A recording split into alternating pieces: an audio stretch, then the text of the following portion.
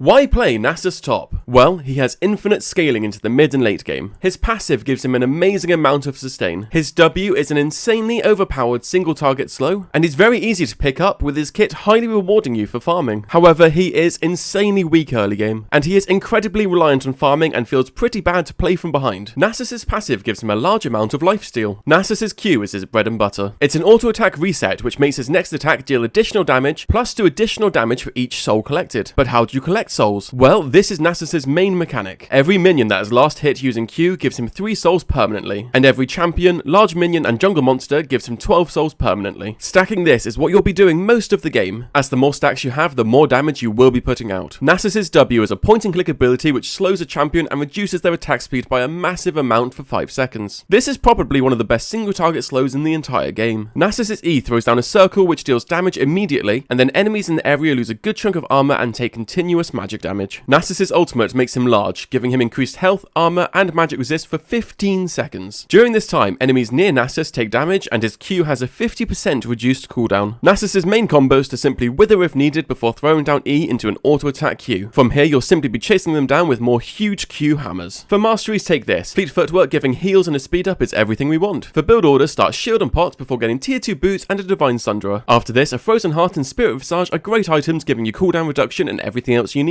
And then finish your build with any of these. For skill order, start Q, then E, then W before maxing Q, then W, then E, taking ult whenever you can. For summoners, take Flash and Ghost. Starting the laning phase, you are not strong yet. You're vulnerable to ganks and getting out-traded by the enemy top laner, so you'll need to keep yourself as safe as possible. At this stage, you'll want to stack your Q as much as possible so you can start becoming strong. However, this can sometimes be a trap. The most important thing is getting your experience to level 9 when your Q is maxed out and has a very low cooldown. This will get you way more stacks in the long run rather than being lower experience with more stacks. So get all the stacks you can get, but safety first. When it comes to trading, especially with fleet footwork, you're looking for very small trades, just auto-attacking in Q before backing off. You don't want to use other abilities as much as possible so you have more mana for more Qs. But for the most part, try to avoid trading until you have a few hundred stacks into your Q. When you do have a few hundred stacks, you can then start looking for kills. The main thing to do here is look to save your W for as long as possible. Using it to slow them when they try to run away from you guarantees so many more kills than using it at the start. However, if they are an auto-attack heavy champion, feel free to use it early to slow down their attack speed. Entering the mid game, you're always looking to keep stacking Q. Nasus is great at split pushing because he gets free stacks and also a huge amount of map pressure. When you're pretty well stacked at 500 stacks or more, you can then group with your team for some easy objectives. Entering the late game, you are terrifying. You split push incredibly quickly, getting huge amounts more stacks and taking towers with ease. And when it comes to team fighting, you want to be the tanky, damaging front line. Your job is to sit at the front with your ultimate, with your life steal keeping you incredibly healthy while dealing tons of damage. And if you ever get the chance to W a marksman, it will absolutely destroy their attack speed, making them next to useless.